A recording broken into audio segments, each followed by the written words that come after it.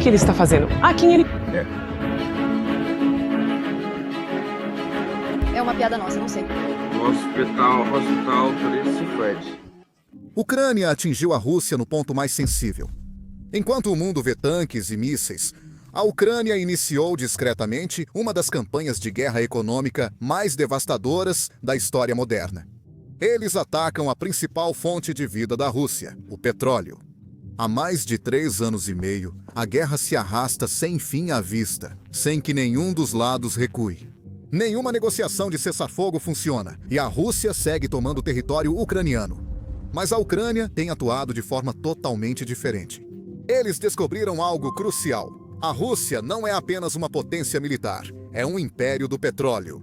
Como o segundo maior exportador de petróleo, a economia russa depende disso. E a Ucrânia decidiu fechar a torneira. Kiev atacou instalações petrolíferas no interior da Rússia, em outros lugares. Dezenas de bombeiros combateram um incêndio que, segundo a Rússia, foi causado por ataque de drone ucraniano a um depósito de petróleo. Agosto passou a ser chamado de Agosto Negro na Rússia. Em um mês, forças ucranianas atacaram 11 refinarias e 6 estações de petróleo na Rússia. Não foi uma destruição aleatória, mas uma precisão cirúrgica para paralisar a espinha dorsal econômica da Rússia. Os números impressionam. Esses ataques pararam 17% da capacidade de refino da Rússia. Estamos falando de 11 milhões de barris por dia perdidos. Isso equivale a petróleo para abastecer países inteiros. Esse assunto vai ser polêmico, e mesmo que o YouTube não promova, vou expor a verdade. O algoritmo suprime tópicos polêmicos, a menos que você force a promoção ao clicar em curtir. Obrigado. A capacidade total de refino de petróleo offline da Rússia atingiu um recorde de 64 milhões de toneladas. Isso é 65% acima do previsto para manutenção. Mas a Ucrânia tinha outros planos. Ela decidiu atacar as instalações de petróleo da Rússia. Quase metade dos danos foi causada por drones. Esse foi o pior mês da guerra. Superou as interrupções causadas pela Covid-19 em maio de 2020. A Rússia teve que mudar seus planos de exportação de petróleo, elevando em 20 mil barris diários as exportações dos portos ocidentais para compensar. O maior ataque da Ucrânia foi a refinaria de petróleo de Ryazan, a maior da Rússia. Em 2 de agosto, drones ucranianos atacaram a grande instalação da Rosneft.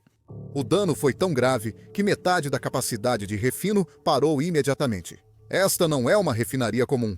Ryazan processa mais de 260 mil barris diários, o que equivale a 5% da capacidade de refino da Rússia. E a Ucrânia não parou por aí. Eles atacaram novamente em 5 de setembro sem mostrar misericórdia. Mas Ryazan, aquilo foi apenas um aperitivo. A Ucrânia atacou a refinaria Saratov da Rosneft, que teve que suspender todas as operações. Com uma capacidade de 140 mil barris por dia, essa instalação processa 6 milhões de toneladas de petróleo por ano. A refinaria Syzran, em Samara, com capacidade anual de 85 milhões de toneladas, foi tão atingida que suspendeu toda a produção e o recebimento de petróleo bruto. Na região de Krasnodar, a Ucrânia atingiu 3 instalações. A principal refinaria, que produz 3 milhões de toneladas anuais de derivados leves de petróleo, foi incendiada. As refinarias Slevyansky e Afipsky foram atingidas, mostrando ataques sistemáticos na região. A Ucrânia avançou além das refinarias, atingindo a Rússia com alvos ainda mais impactantes. Eles atacaram o terminal de Ust-Luga, no Mar Báltico, reduzindo sua operação para metade, cerca de 350 mil barris por dia. Eles também atacaram o oleoduto Druzhba, atingindo a estação de bombeamento de Unecha. Esse ataque interrompeu o fornecimento de petróleo para a Hungria e Eslováquia, mostrando como a estratégia da Ucrânia afeta também os clientes da Rússia. A refinaria de Novochakhtinsk pegou fogo por 3 dias após ataques de drones ucranianos. Única refinaria no Oblast de Rostov, com capacidade anual de 5 milhões de toneladas métricas. A destruição teve forte impacto na energia do sul da Rússia. A refinaria de Volgorod da Lukoil foi fechada após ataques de drones. A refinaria de Novokoibushevsk parou todo o processamento primário de petróleo. Até o depósito de petróleo de Sochi foi atingido, com 2 tanques incendiados após ataques ucranianos. O que vemos não é só ação militar, mas uma guerra econômica altamente sofisticada. A Ucrânia identificou que a máquina de guerra da Rússia funciona com a receita do petróleo e eles estão desmontando sistematicamente essa fonte de renda.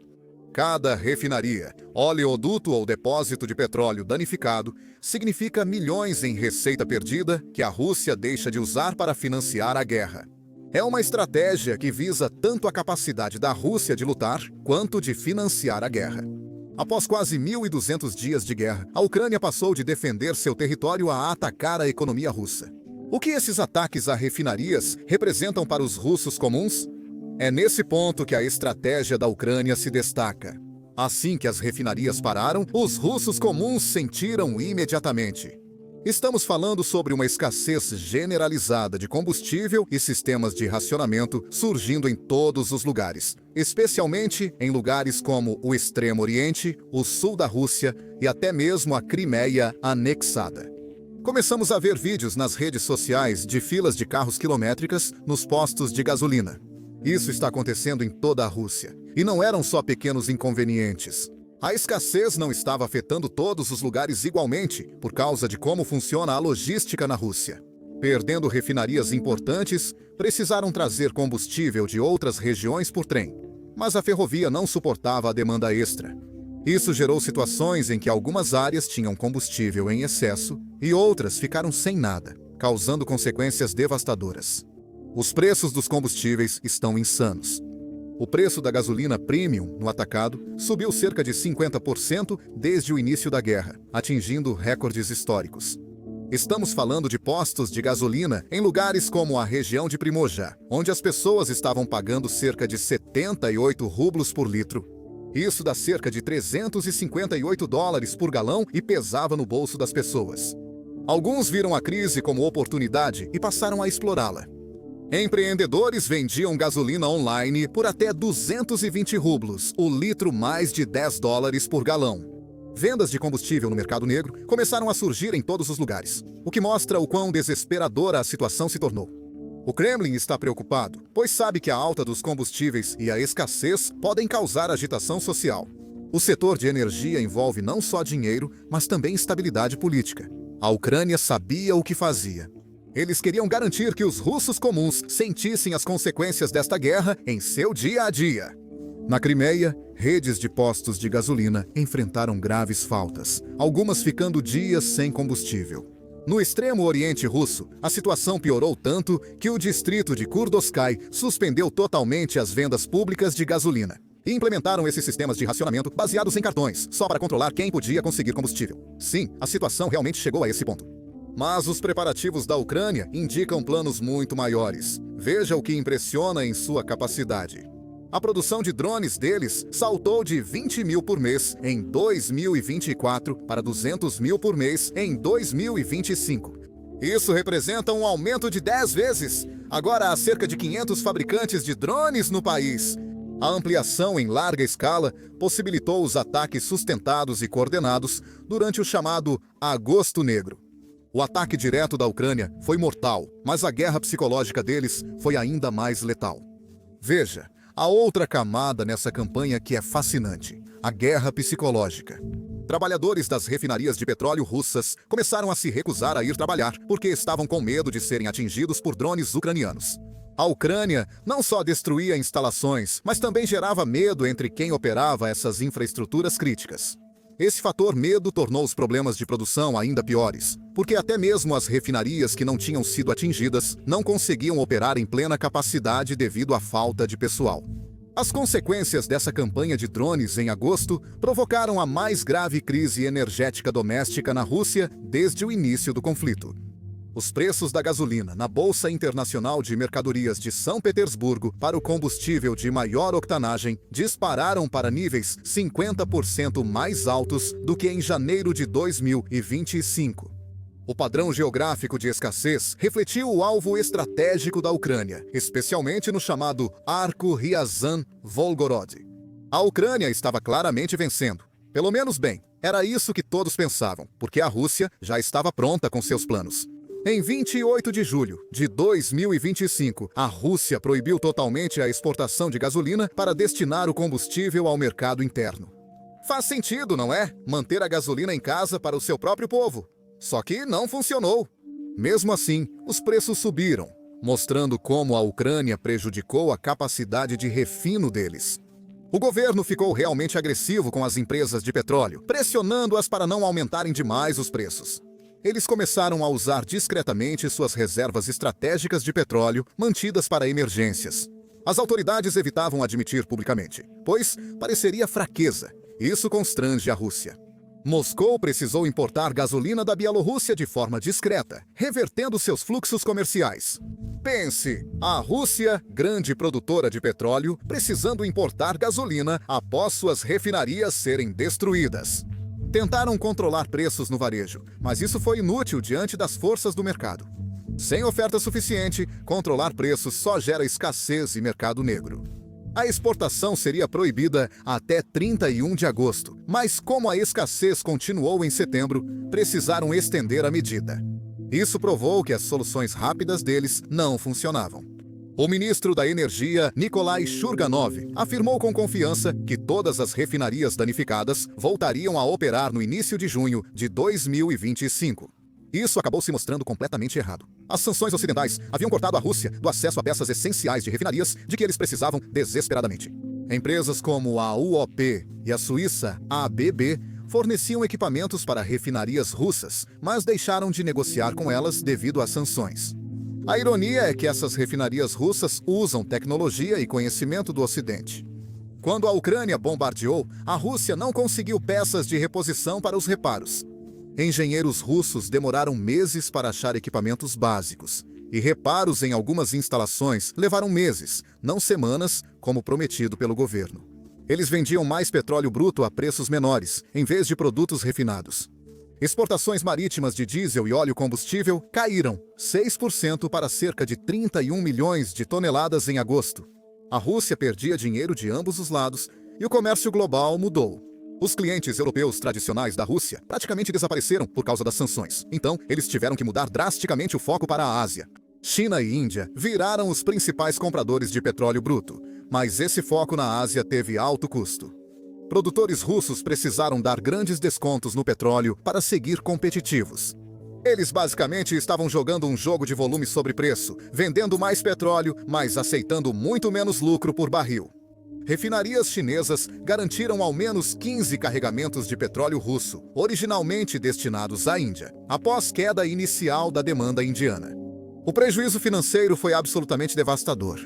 A Rosneft viu seus lucros despencarem 68% no primeiro semestre de 2025, em comparação com 2024. A Lukoil caiu 51% e a Gazprom-Neft caiu 54%. Essas empresas apontaram excesso de oferta, sanções e volatilidade cambial como principais razões. Mas o imposto sobre as refinarias piorou tudo ainda mais. A receita da Rússia, com exportação de combustíveis fósseis no segundo trimestre de 2025, caiu 18% em relação ao ano anterior, atingindo o menor nível desde o início da invasão. O mais louco é que isso aconteceu apesar de a Rússia ter exportado 8% mais petróleo em volume em comparação com o primeiro trimestre de 2025. Eles vendiam mais petróleo, mas lucravam bem menos devido aos grandes descontos oferecidos. Essa desconexão entre volume e receita mostra o impacto crescente das sanções e como a campanha de refinarias da Ucrânia forçou a Rússia a uma situação impossível. As paralisações das refinarias aumentaram a oferta de petróleo bruto no mercado internacional, enquanto Washington pressionava pela redução das compras de petróleo russo. O que a Ucrânia conseguiu foi forçar a Rússia a um cenário de perde-perde. Ou guardar o petróleo e lidar com escassez e descontentamento interno, ou exportar com grandes descontos e perder receita.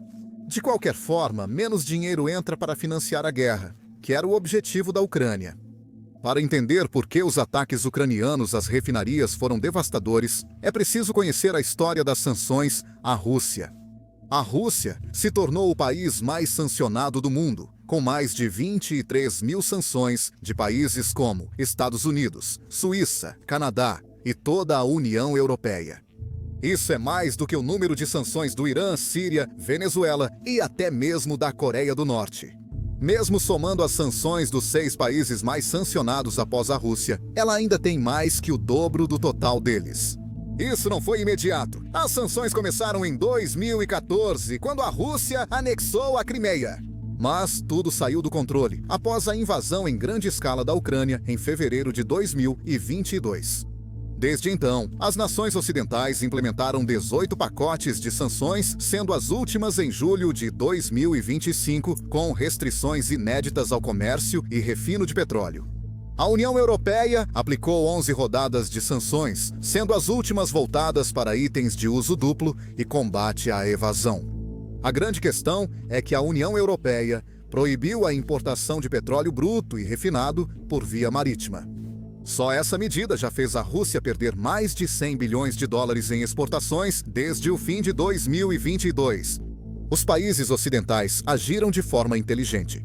Segundo a Fundação Carnegie, essas sanções visam uma asfixia gradual, não um choque econômico imediato. Eles queriam que os efeitos se acumulassem, levando a Rússia à estagnação contínua, sem provocar colapso nos mercados globais. E a forma como isso evoluiu foi devastadora. Entre 2014 e 2017, as sanções miraram transferência de tecnologia e financiamento para projetos de águas profundas no Ártico e de xisto. Em 2022, a União Europeia impôs embargo de petróleo e o G7 limitou o preço a $60 por barril. Em 2024, ampliaram sanções a navios, restrições de seguros e proibições de transferência de tecnologia.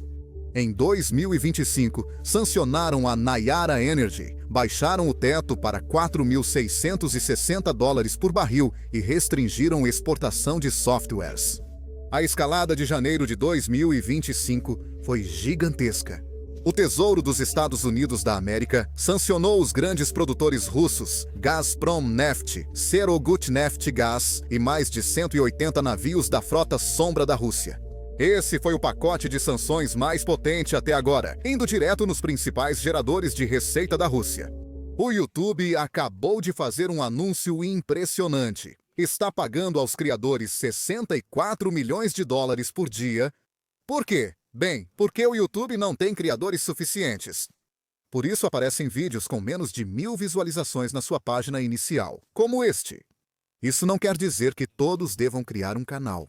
Se você já pensou em criar um canal no YouTube, especialmente sem mostrar o rosto, agora é o momento ideal. O YouTube está pagando milhões aos criadores todos os dias e está impulsionando canais novos e menores agora mais do que nunca. Tenho certeza de que você tem dúvidas sobre como iniciar e crescer um canal. Recebemos perguntas por e-mail de vocês com frequência. Por isso, reunimos todos os nossos conselhos sobre o YouTube em um vídeo gratuito na plataforma. Então, se você é alguém que está interessado em começar seu próprio canal no YouTube, pode assistir a esse vídeo aqui no YouTube. Clique no link da descrição ou no card na tela. O que agrava é a questão das sanções tecnológicas. Refinarias russas dependem fortemente de tecnologia ocidental para produzir diesel e gasolina. Em 2022, um especialista apontou que até 90% de válvulas e bombas em refinarias russas são estrangeiras. Mais importante, os sistemas de controle e microchips dessas instalações são estrangeiros e sua manutenção geralmente requer especialistas de fora. Isso gerou dependências críticas que agora prejudicam muito a Rússia. O fraturamento hidráulico deles respondia por 10% da extração de petróleo russa. São cerca de 50 a 55 milhões de toneladas por ano. Equipamentos de reposição estão indisponíveis pelas sanções. Componentes das colunas de destilação são vitais para refinarias, mas peças ocidentais especializadas não estão mais acessíveis às empresas russas. Refinarias modernas usam software e hardware ocidentais para otimização e segurança. E a tecnologia de turbinas, fundamental para as operações das refinarias, tem suas capacidades de reparo severamente limitadas pelas sanções. O incidente na refinaria Lukoil Norce, em janeiro de 2024, mostra exatamente como isso acontece. Quando uma turbina crítica quebrou, engenheiros russos não conseguiram peças ocidentais, forçando a operação com capacidade reduzida. Por meses, esse mesmo padrão continuou se repetindo em várias instalações, criando um acúmulo crescente de manutenção que os ataques de drones ucranianos vêm explorando sistematicamente. As sanções de software de 2025 adicionaram mais uma camada de isolamento. Reino Unido e União Europeia proibiram a exportação de softwares empresariais, de design industrial e do setor de petróleo e gás para a Rússia. Isso isolou as empresas de energia russas de atualizações e suporte para seus sistemas operacionais.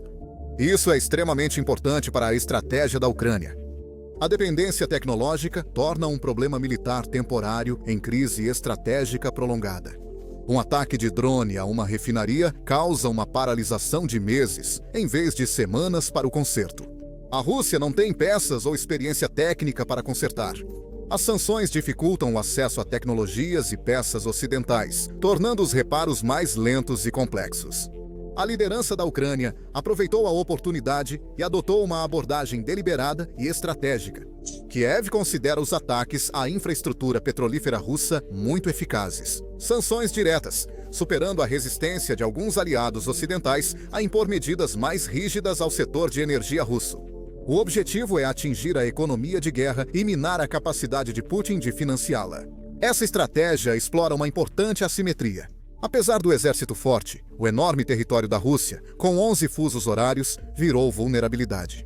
O Kremlin não possui defesa aérea suficiente para proteger milhares de alvos militares e energéticos em área tão grande. A Ucrânia conseguiu isso porque suas capacidades de longo alcance aumentaram muito nos últimos 3 anos e meio.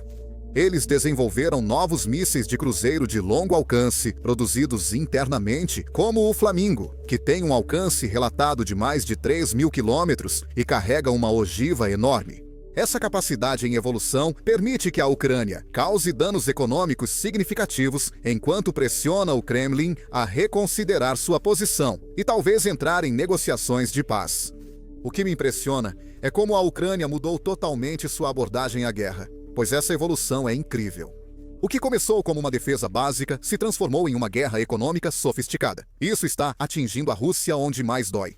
Em 2022 e 2023, a Ucrânia utilizava principalmente drones chineses importados para operações de alcance limitado. Avançando para 2024, eles realizaram 130 operações de drones de longo alcance, atingindo 377 alvos dentro da Rússia, incluindo bases aéreas e instalações de energia. Mas em 2025, as coisas ficaram completamente malucas. A Ucrânia agora está produzindo 4 milhões de drones por ano, incluindo aqueles avançados mísseis de cruzeiro, Flamingo, com ogivas massivas de 1.150 quilos. O ápice das capacidades ucranianas ocorreu na Operação Teia de Aranha, em junho de 2025. Com apenas 117 pequenos drones FPV lançados do território russo, a Ucrânia danificou 41 aeronaves em 4 bases aéreas. Eliminou cerca de 34% da frota de bombardeiros estratégicos da Rússia. A operação custou muito menos que ativos militares tradicionais para obter efeitos que normalmente exigiriam grandes campanhas aéreas. Nem é preciso ser especialista militar para notar o quão devastador isso foi. A Brave One Defense Innovation já concedeu mais de 470 bolsas para projetos de drones e defesa, apoiando mais de 1.500 empresas de tecnologia ucranianas que atuam com sistemas não tripulados. Analistas de defesa chamam isso de neutralização estratégica, usar poucos recursos para impor grandes custos a um adversário maior. A Ucrânia entendeu que não precisava igualar a Rússia em tanques ou aviões, mas sim acertar os alvos certos na hora certa. O fascinante é como os mercados globais de petróleo reagiram a esse caos. Em agosto de 2025, você pensaria que com 17% da capacidade de refino da Rússia parada, os preços do petróleo subiriam muito, não é? Mas isso não aconteceu. O Brent ficou em média entre 64 e 65 dólares por barril até agosto, abaixo das projeções pré-crise de 70 a 75 dólares, O petróleo 47,55 dólares por barril, com descontos de 3 a 12 dólares em relação aos índices internacionais. Isso levanta a questão: por que os preços do petróleo não subiram? A Organização dos Países Exportadores de Petróleo mais enfrenta excesso de oferta, enquanto grandes consumidores liberavam reservas estratégicas. Os mercados asiáticos tiveram aumentos modestos de preços, enquanto os mercados europeus permaneceram relativamente estáveis porque tinham fontes de suprimento diversificadas. É aqui que tudo fica interessante. Refiro-me à frota sombra da Rússia. Entre 800 e 1.400 embarcações até 2025 transportarão a maior parte do petróleo bruto redirecionado para a Ásia.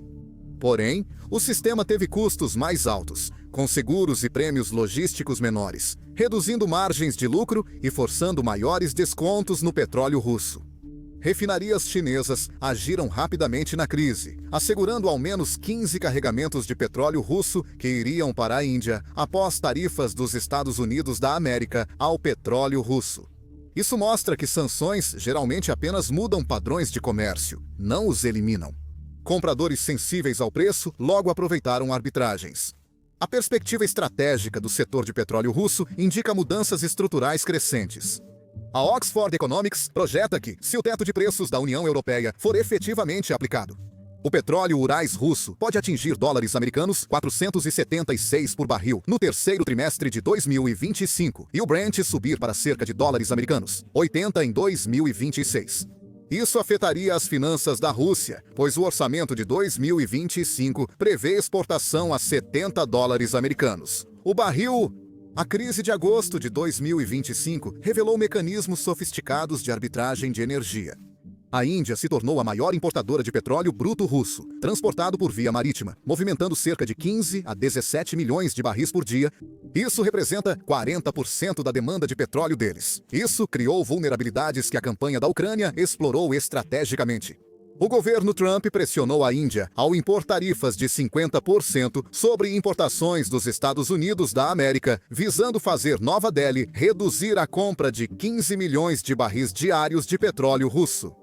Isso imediatamente criou oportunidades de mercado para as refinarias chinesas. Mas aqui está o dilema. A economia é boa demais para ser ignorada.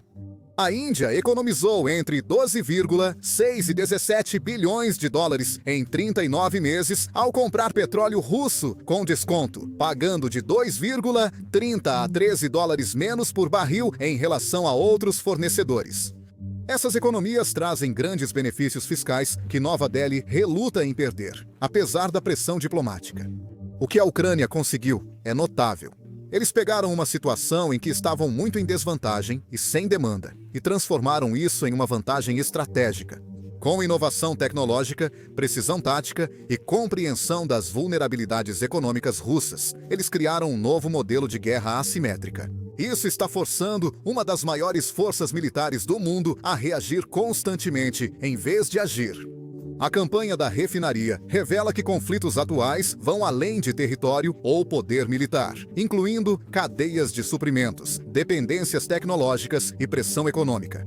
Esta é a era de uma nova forma de guerra, onde uma força menor e mais ágil pode impor custos desproporcionais a um adversário maior, ao atacar as vulnerabilidades certas no momento certo. Os efeitos ainda impactam mercados de energia, relações comerciais e estratégias militares globais. O futuro desse tipo de guerra só o tempo dirá.